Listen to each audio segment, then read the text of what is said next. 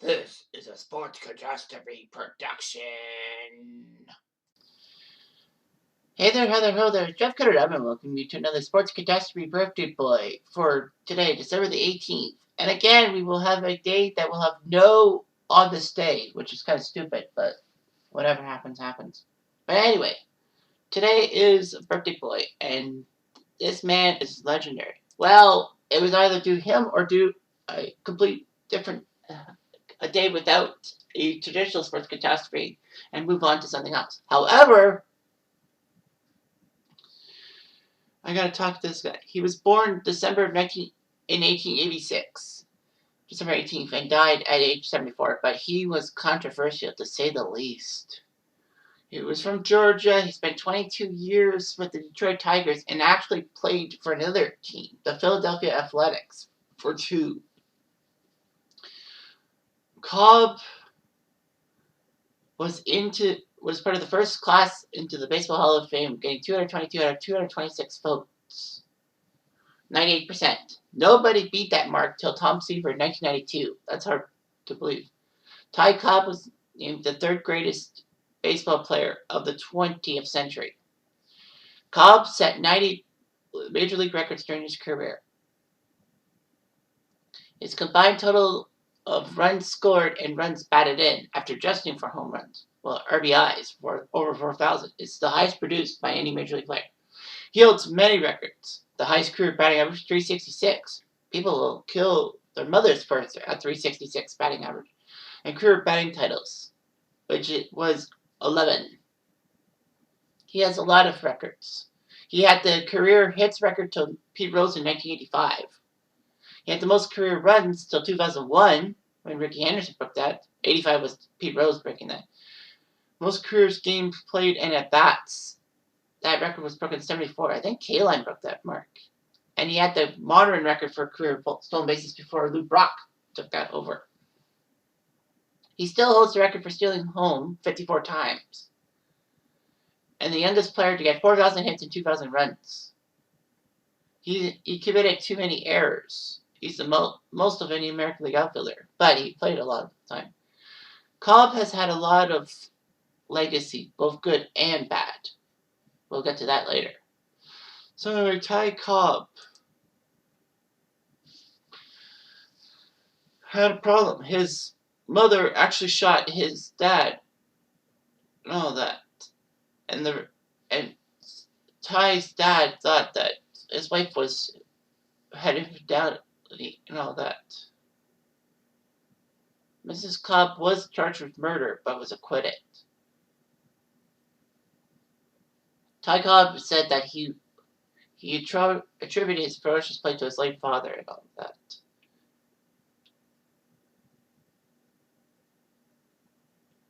Anyway, Cobb, 3 weeks after his mom killed his father, would actually debut in center field for the Detroit Tigers. He was 18 years old. And his first major league at bat, he doubled off Jack Chesbro of the New York Highlanders, now the New York Yankees. He was good. There were a lot of hazing going on by his veteran teammates. The players would smash his homemade bats, nail his cleats in the dugout in the clubhouse, douse his clothes before tying knots in them, and verbally abused him. But Cobb said his hostile temperament was there. These old-timers turned me into a snarling wildcat. All that. But Cobb would become the Tigers' full-time center fielder in 1906 and batted .316 in 98 games. In fact, that was the lowest batting average he would have the rest of his career, .316. He moved to right field and helped the Tigers win 3 straight AL pennants. But in a strange twist, the Tigers would lose all 3 finals. 1907 to the Cubs, 1908 to the Cubs, and 1909 to the Pirates. Cobb did not get any chance to play in the World Series after 1909, which kind of sucks. Detroit doesn't really do that well. Cobb was a base-stealing icon and all that. Batting average, he was 20 years old and in his 3rd year of baseball when he won the batting title. And it was actually the holder till 1955 when Al Kaline won his batting title for the Tigers, but 12 days younger than Cobb.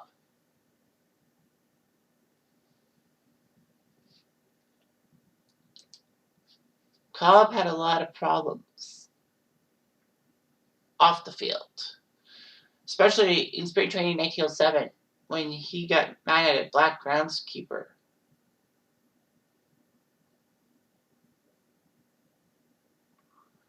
After some kind of greeting infuriated Cobb, he attacked the groundskeeper and then choked his wife out.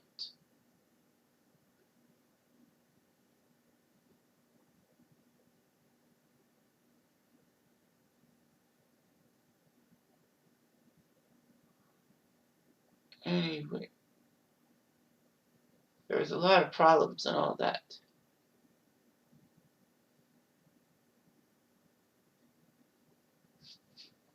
Cobb would actually enter the relationship with the Coca-Cola Company.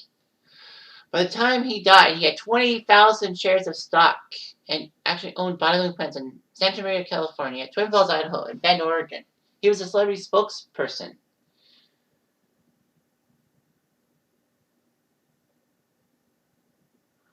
Of course, the Tigers were good and all that. Cobb would marry a daughter of a prominent Augusta person.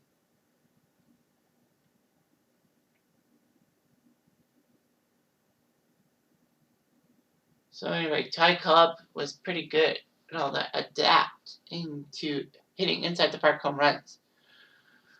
But of course, home runs were scarce back before the live ball era in the 1920s, and baseball plating surfaces were big, were large, and all that.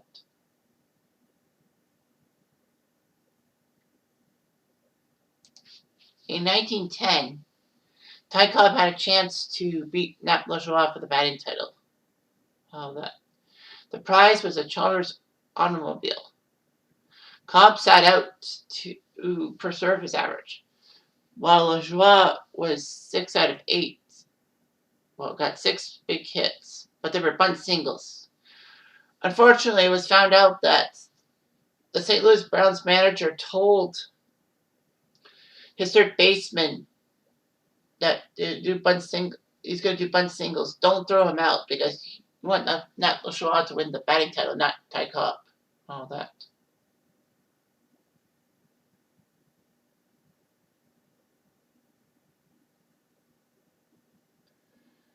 They found out that in the 1970s that Cobb actually did lose to Lajoie without that controversy. Of course, the manager and player got, I think, expelled for life.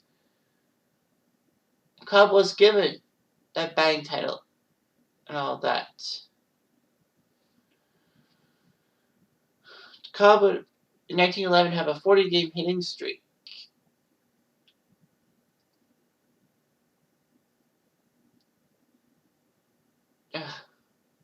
But anyway, yeah, he had a 420 season, which was amazing. Before George Sisler and Roger Hornsby surpassed it.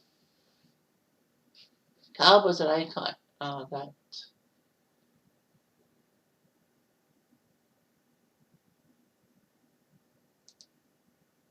Cobb,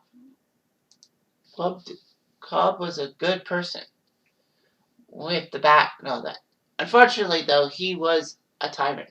And in 1912, he insulted a heckler in New York City when the Tigers were playing the Highlanders/Yankees. He would trade insults with Cobb, but Cobb decided to get rid of Lucker once and for all. And Lucker allegedly called Cobb a half N-word. And Cobb was just angry. So he decided to take action. The funny thing about Lucker was that he lost one hand and 3 fingers on his other hand in an industrial accident. Some onlookers shouted at him to stop because the man had no hands, and Cobb said, "I don't care if he got no feet." There's a lot of problems and all that. The league would suspend him, and his teammates went on strike to protest suspension before the game against the Philly A's. Detroit decided to field a replacement team made up of recruited college and Sandlot players, plus 2 Tiger coaches, and lost 24-2, setting lots of records. All that.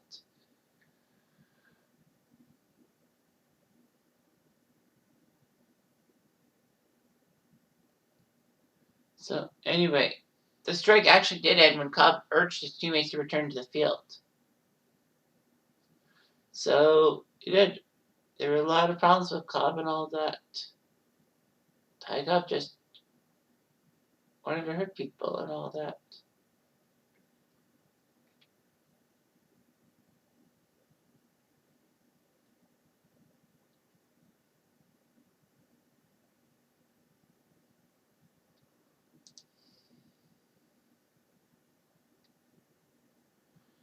So Cobb was, of course, based in legend and all that.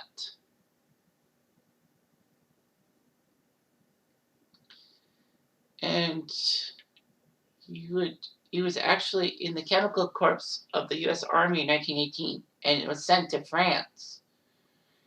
He would serve 67 days before getting an honorable discharge, and basically with the war over, he went back to the States. He was actually the rank of captain underneath the command of Major Branch Rickey. Yes, that guy, Branch Rickey, the guy who said Jackie Robinson, remember? So, other baseball players serving in this unit were Captain Christy Mathewson and Lieutenant George Seisler, also baseball players. Wow, it's amazing. They were assigned to the Gas and Flame Division, which would train soldiers in preparation for chemical attacks by exposing them to gas chambers in a controlled environment. Unfortunately, though, it would be bad news for Christy Mathewson because he got TB or tuberculosis and died in 1925. Cobb got his 3,000th hit in 1921, which made him the youngest ever to do that at age 34 and all that.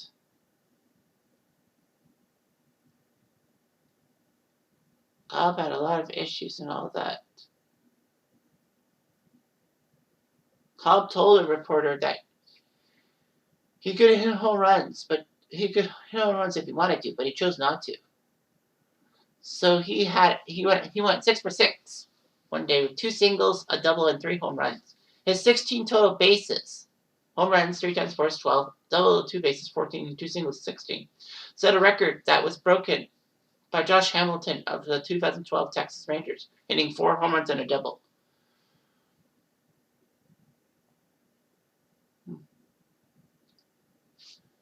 You know, things happen. Cobb was made to be player manager in 1921. Tried his best to get Detroit to the World Series, but the best they could do is 3rd place in 1924.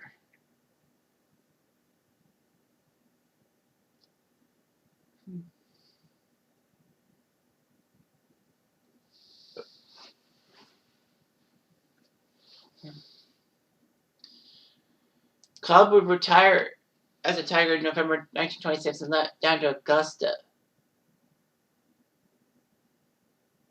And Trish Speaker retired as playing manager of the Cleveland Indians. However, people said that there was rumors about it because there was game fixing allegations by Dutch Leonard. Leonard accused Cobb and Smokey Joe Wood of betting on a Tiger-Indian game in September 1919, which had orchestrated a Tiger victory to win the bet. And Leonard said he had proof because there was letters written to him by Cobb and Wood. Commissioner Landis held a secret meeting with Cobb, Speaker, and Wood. A second secret meeting led to the unpublicized resignations of Cobb and Speaker. Additional hearings would happen, but Leonard would refuse to participate. Cobb and Wood did admit to writing letters, but it was a horse racing bet.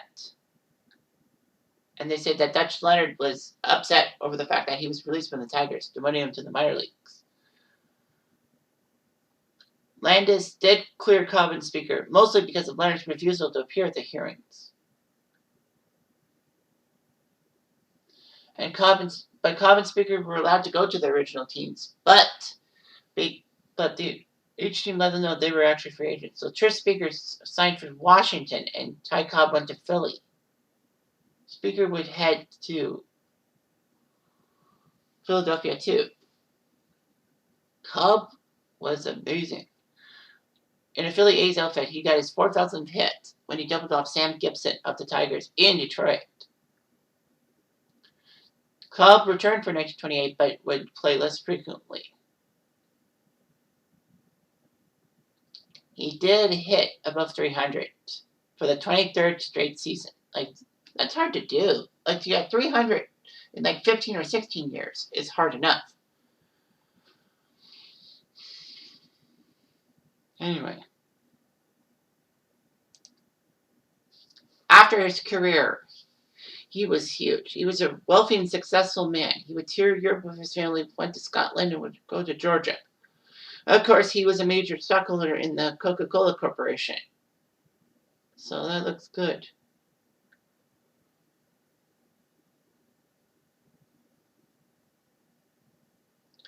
Cobb would have to divorced his wife after 39 years of marriage, and the couple had 5 kids: Ty Jr., Shirley, Herschel, James, and Beverly. Cobb didn't have a good time as husband and father. His kids thought he was demanding, but he was kindness and extreme warmth, and he expected his sons to be exceptional athletes in general, and baseball too. Ty Jr. flunked out of Princeton to his father's dismay. Basically, Ty Cobb went to Princeton and beat his son with a whip to ensure against future academic failure. But then he went to Yale to become captain of the tennis team and improved his academics. Unfortunately, he was arrested for drunkenness and left without graduating. Cobb would help his son deal with his legal problems, but then broke off from him. And Ty Jr. did reform and become a doctor from the Medical College of South Carolina. He was practicing obstetrics and gynecology in Georgia, but he died after a brain tumor at 42. So Cobb was in to the Hall of Fame with Babe Ruth, Holiness Wagner, Christy Mathewson, and Walter Johnson. He had 98.2% of the vote, which was the most since Tom Seaver in 92 with 98.8%.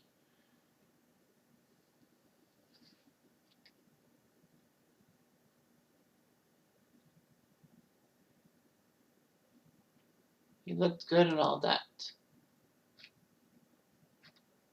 In later life, Cobb would marry a second time at age 62 to a 40-year-old. They didn't have any kids in their marriage, and there was a divorce in 1956. However, Cobb was generous with his wealth, donating $100,000 in his parents' name to his hometown to build a 24-bed hospital. And he would establish the Cobb Educational Fund to help Georgia students bound for college.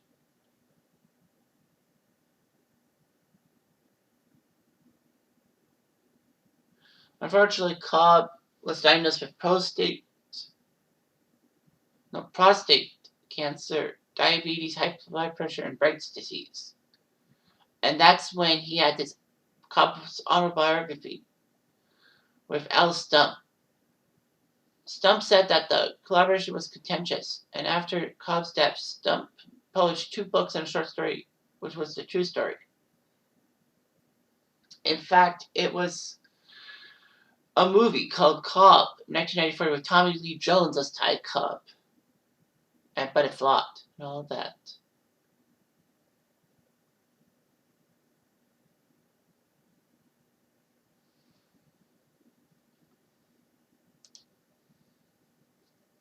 Ty Cobb, in his last days, had issues.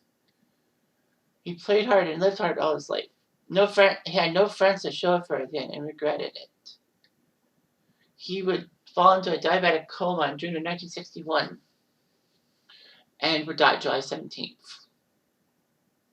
The worst part about it, in a sense, was that there was 150 friends and relatives that attended a service in Georgia and went to the mausoleum to bury him.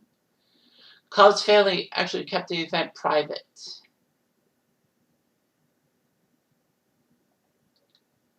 And there were only 3 baseball players involved in that funeral: Ray Schalk, Mickey Cochrane, and Nat Rucker. So, I guess in a sense, they said, well, he was so terrible to people that only 3 baseball players wanted it. All that. Cobb is the best player of the dead ball era, one of the greatest of all time. Unfortunately, Cobb would have his spikes high, slides, and all that. All that.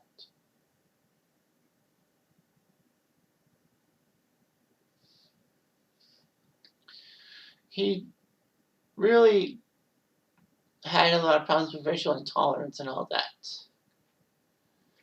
But yeah, his records will still be in for the long haul. I mean, Ty Cobb was controversial, but he was a damn good baseball player. And isn't that what we all want to know? Anyway, I'm Jeff Diamond. I do.